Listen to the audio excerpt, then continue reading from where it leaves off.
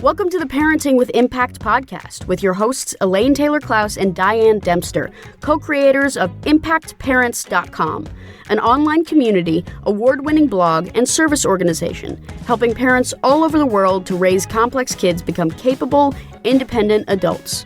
Hi everyone, Elaine and Diane here, and we know that you want your complex kids to grow up to be happy and independent, and yet you're not always sure how or when to help with that. In this podcast, we'll encourage you to collaborate with all kinds of complex kids and support them in navigating life and learning. And we'll interview leading experts from around the world, as well as parents in our own community, talking about how training for parents actually helps these complex kids. We'll talk about the issues we hear parents struggling with all the time and how a coach approach can support and empower your amazing young people. We won't tell you what to do. We're going to help you figure out how. So let's move on to the next conversation. Welcome back, everybody, to another conversation in the Parenting with Impact podcast. I am so excited to have this conversation with Jenny Drennan. Some of you may know her as Jenny Aguilar, who she and I got to teach Sanity School together last fall in 2022. And she's been an amazing professional member of our community. And so I'm super psyched to have her here, sort of part success story, part guest expert, part brilliant human and fabulous educational therapist and great trainer.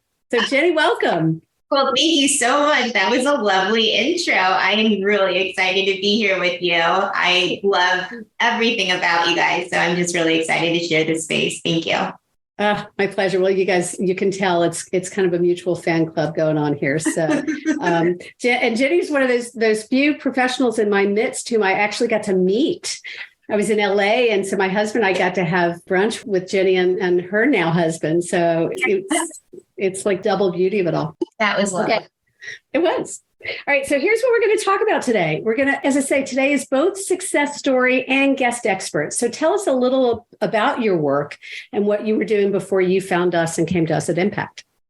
Sure. So I was a former teacher, and then I turned educational therapist, which means I work one-on-one with students who are complex. Sometimes they have a learning difference, sometimes ADHD, some things going on, anxiety, and we make learning easier for them and fun. So we use specialized strategies. In that process, though, I was finding that it was difficult sometimes for me to reach my teen students. You know, I thought I knew what they needed, right? I knew, okay, they got to use a planner, they got to use a calendar. And so I was providing the solutions for my students, and it just wasn't hitting. They were resistant or would say they would do it when we were together, and then they wouldn't do it.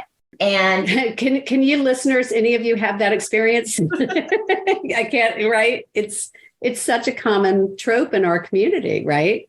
Yes. Because these kids say yes because they want to be successful, right? Yeah, they wanted to, and they didn't want to let me down. And so they would, agree to do things that just wasn't on their agenda or wasn't their way of doing it. And so, also in having conversations with parents and seeing their struggles at home, I knew I needed something more to be able to support them and meet them where they were, right? So can I just check in on something there? Because you were trained as an ed therapist, you're licensed, you've got training in this. So what was where's the disconnect there? So they don't teach. So as a teacher, there was no teaching, formal trainings on anything ADHD related or learning differences. You got like one class and that was it. And it was very theoretical. And then as an educational therapist, it was also somewhat theory. And it wasn't like they taught us, so for example, for dyscalculia, I can teach base 10 blocks. I can teach students how to multiply, right? Syntax, et cetera. What was difficult was working with my students on their resistance, on figuring out how to collaborate with them rather than me just imposing, this is what we're going to do. This is what you need. This is how you do it, right? So it was really coming up with a collaborative way for us to work together to help them reach the goals that they wanted. And in the process, letting them know becoming aware of what I saw as, potential roadblocks or things that they needed more support with.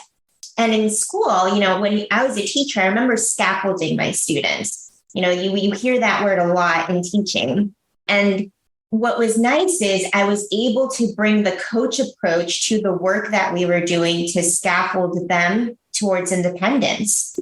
So it's interesting because you've so incorporated this framework and this language that it's almost, you can't almost talk about it without it. I'm noticing. Yes. Right. Like it's almost hard to remember. So what was it about the coach approach that attracted you initially? Like what resonated with you? Because clearly there was a skill set you were missing. You had a theoretical skill set and the language you just used was you didn't know how to help them navigate their resistance. Yes. Right. So what was it that drew you?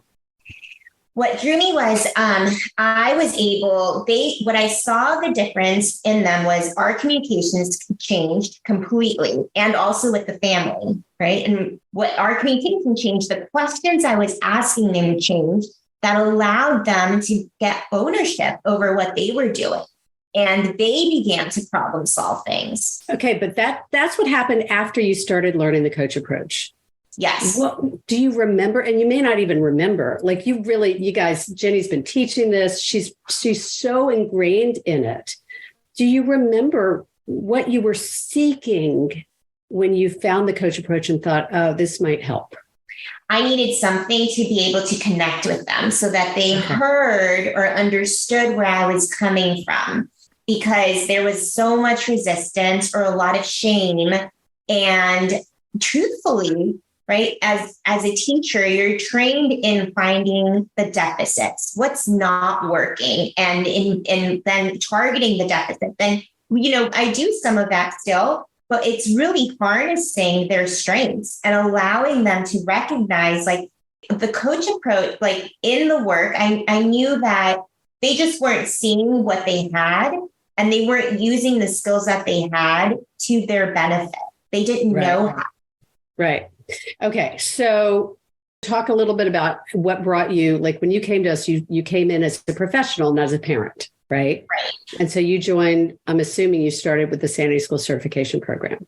Yes. So I started with Sanity School Certification Program and watched it once, then watched it again, then took notes on it. So I really learned all of the Sanity School. And why I did that, why I saw so much value in it was because I saw the impact it was having on the work I was doing with students. So I was able to use, my specialty in teaching them how to write, how to approach their challenges with written expression, but in a way that was much more collaborative, positive. My team, the students who were adolescents started doing things on their own. Their confidence started changing. And then, in conversations with parents, I was able to support them or allow them to have some understanding of who their child was and what they really needed from them. So there was two pieces. So it's really shifted. It's not only shifted your work directly with your students, but it sounds like it's also changed the conversations you're having with their parents. Parents and teachers. Yeah. Because it allowed them, what I hear from parents a lot is, I've never thought of it that way, or that puts it into context, and you guys have talked about this on the podcast, but the 4 phases of parenting, right? We do this in the classroom as a teacher. I was doing this in the classroom. Then I was able to incorporate it in my sessions with students and then briefly touch on it with parents so that they understood where that resistance was coming in, and then be able to, so that they could then figure out, okay, how are we going to collaborate with them? So there's something here about understanding resistance. Yeah. Let's talk a little bit more about that. That's interesting. Yeah. The kids that I work with, right, they come from a whole day's worth of school where they're just trying to do the best that they can. And they always feel like they're not meeting the expectations of others. They start labeling themselves. There's a lot of shame around their narrative, their perspective of themselves. There's a lot of I'm stupid. I'm the one that gets in trouble. I'm the one that fails. My parents are always mad at me. So they have all these, ideas of who they are, and that's forming their identity. And so when they come to me, it's like, we build that relationship together, but it's having someone who truly understands where they're coming from, how they feel, also noticing what the strengths that they have, right? So all of that all begins to shift our relationship, which begins to reframe their view of themselves as a student, as a learner, as a person, and giving them the okay, let's try it your way, allowing them to make their own decisions and respecting it makes them feel like they're human. Yeah. Yeah. So much of it is about humanizing these kids because they really are separate, independent, autonomous beings. Yeah. Right. And go ahead. Yeah. I just had a student who I was working with, and I asked him, what's he really like to try this year? And his response was an instrument. And I said, oh, amazing. Which instrument? He said a violin. And I just thought, I've never seen this in this student. Yes. Like, what are you, if no one was around you, what would you really want to try? And he said, actually, it's not an instrument. He said, I want to try foods from different cultures. So completely different from like where we started, but giving them their own voice and then supporting that, right? It's like they can see they're okay with, and this child who I'm speaking of didn't know, has trouble with decision making. So this was very powerful in our work because he decided something for himself, and then had someone celebrate that decision that he made. Well, and what strikes me is he made a decision that wasn't, I should want to learn the violin because somebody thinks I should. Yeah. Right. You allowed him to have the space to say, actually, really, what I want to do is check out foods from different cultures. How cool is that? Yeah. Well, so what's coming up, Jenny, is, that research, and I'm sure you're familiar with it. I'm sure I've talked about it in Sandy School at some point. This longitudinal study about success in kids. And this was research on underserved kids. And what they discovered over a course of decades was that the kids who turned out to be most successful, it wasn't about their intelligence, it was about their resilience. And their resilience came when they had one adult in their life who believed in them, who saw possibility and vision for them. Yeah. And that's what I hear you describing, is that the coach approach gave you a way to hold a vision for these kids and to help them find it for themselves. Yes. And then, yes to all of that. And having them feel okay where they were now while maintaining that vision and removing the pressure of quick change not made a difference for them and for their families, because then they're... Say that differently, because I didn't quite follow.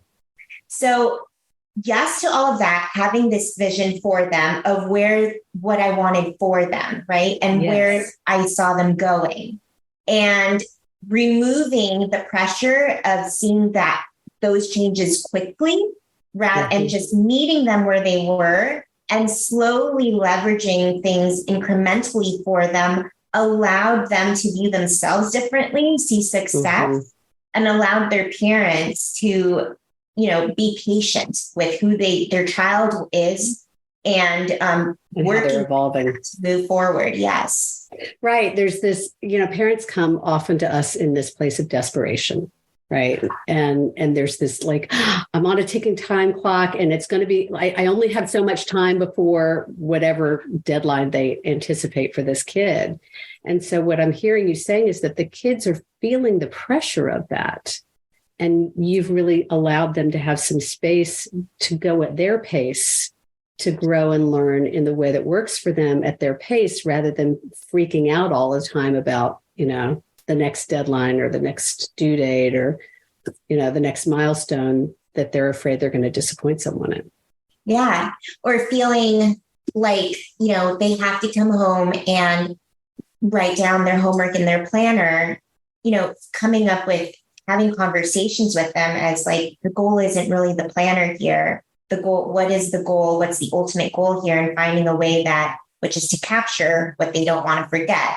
And then asking them, what's your preferred way of doing this? How do you think you'd want to do this? So what I tell parents is the coach approach allows us to ask these open-ended questions that fire up their prefrontal cortex to be able to problem solve and make a decision, right? And that is going to lead towards independence because they will begin to see themselves as someone who can manage what's going on, problem solve, and then they'll slowly be able to hear our dialogue internally. They'll be able to begin asking their own questions the more we ask. Yeah. Well, and so many things are coming up. I'd love to hear you talk a little bit more about, so let me just name what I heard, because I've been talking a lot in the last year about this work is neurodiversity informed problem solving, right? Mm-hmm. It's a process for problem solving that's neurodiversity informed. And that's exactly what you're saying you're doing, is you're taking what you understand about their neurodiversity and enrolling them in their own problem solving. Yeah, right? The conversation. So talk a little bit about the conversations you're having with parents, because you're getting the input from the kids and the feedback and the positive results and all of that. So then how does it show up with parents? So, well-intentioned parents, and because, it's a quick fix, right?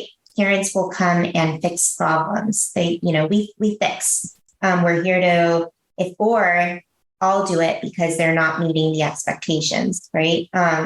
Rather than, and yes, it's a slower process, but when we include them in conversations, and allow parents to be okay with, this is whatever the issue is, as it's not on their agenda. This is on my agenda. So as an example, I had a parent last week who texted me a picture of the backpack, and there were papers coming out of the backpack everywhere. Right. We've all seen that backpack. Right? And they took the backpack and then they took all the papers out. They put them in their respective folders, put it away. And there's is in 8th grade. And, did the son know that was done? No, he just came and his backpack was organized and clean. And, so that's the type of work this is why work is so important, because then it's coming up with, all right, what is organizing the backpack on their agenda? If it's not on their agenda, how do we get them or influence the conversation for them to be able to see what is it to them to have a organized backpack? The value to them. The value, yeah. And if there is, if that's just not where we're at yet, because there are other things that we're tackling, we let the backpack go. Right. I had a mom who said to me recently, you mean I shouldn't go in every Sunday and clean their room? And it was like a 17-year-old. I'm like, yeah, maybe. Yes. Maybe if they love you cleaning their room and you're willing to do that, but have you checked in to see what they think? Right. It's always amazing what a parent's response to that is, oh, no, I never thought of that. Yes. Yeah. Right. Yes. Or, that was her way of organizing the backpack. Her son may have had a different way of organizing his backpack in his own way, and when we allow them to do it in their own way and we're okay with it, it makes a difference. It does make a difference. And and as a parent, it's hard because you see something that you think could work or should work, or because it would work for you. But what you're speaking to is that doesn't mean it necessarily is going to work for them. Right. And so if we don't involve them in the process, then we don't actually help them figure out what works for them. We help them, resist what we want them to do. Yes.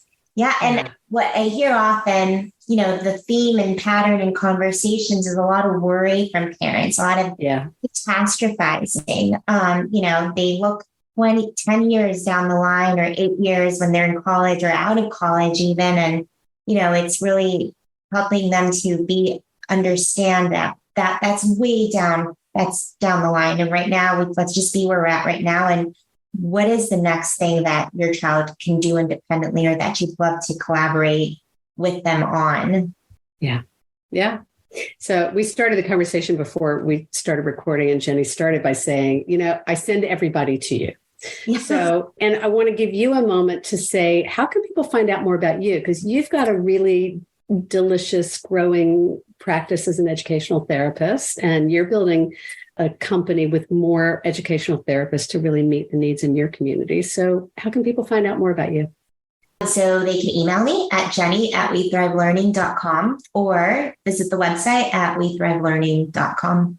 Okay, it's wethrivelearning.com, and we'll have the show notes for you. And you can tell she's an ed therapist and a teacher, right? Because she's had a yellow marker. Those of you who are listening, she's had a yellow highlighter in her hand this entire conversation. Which I just love, right? She's just this natural teacher. And I can imagine how wonderful it is for the kids in your practice who come to you, who feel seen and heard and enrolled in their own success. So yeah. I really want to acknowledge what you're doing in the world. Thank you, Lily. No, and it's honestly, thank you for the difference that you're making for teaching all of us how to have these conversations, how to empower our children. Because we are really changing their narrative of themselves and their lives in general. Yeah. And that's really what it's about. Like, all you parents out there listening, I care about you and I care about your kids just a little bit more. Right. And my real mission for this is so that your kids will grow up feeling great about themselves and not feeling like I did when I was a kid, which is I felt stupid. Right. And I was a smart kid who felt stupid because there were certain things that nobody understood about how my brain was wired. And I don't want any of our kids to feel lazy, crazy, or stupid ever again. Yeah, I think it's really helping them be aware of who they are and understand what's going on for them. And then how do we find their strengths to be able to overcome these challenges? Yeah. Beautiful. So is there anything else you want to share with our listeners, either something you want to reinforce that we've said today or something else that we haven't touched on that you hope parents will get from today? I think be patient with the process of it all. And I think if any parent, there's so many things, take Impact Parents Day, first of all, right? But if there's a food for thought I could leave parents with, it would be much more of asking questions versus telling or offering a solution. And I did my homework, Elaine, so I will share a quote with parents by Donald Clifton, who is did a lot of work around strength psychology. And he says, the real tragedy of life is not that each of us doesn't have enough strengths. It's that we fail to use the ones we have. And I just, yeah, it's so true. Isn't it?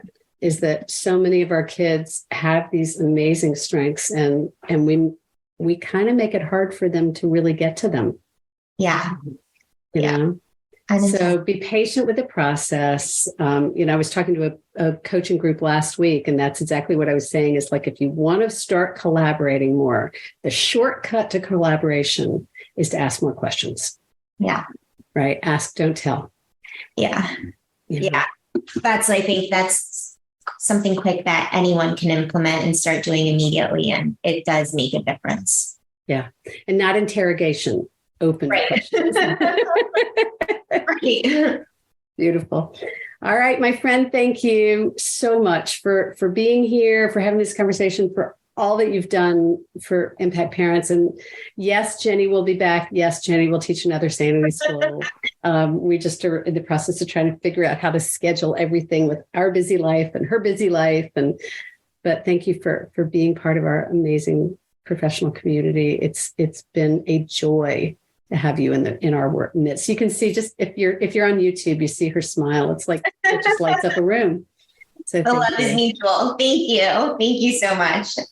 And to those of you listening, I want to ask you something new. I want to start asking at the end of the show is, what's your takeaway from today? What's your insight from this conversation that you've been listening to with Jenny and me? What is it that you want to take forward with you into your life this week to make a difference for yourself, your relationships, your kids, your partners, wherever you want to apply this? What are you taking away?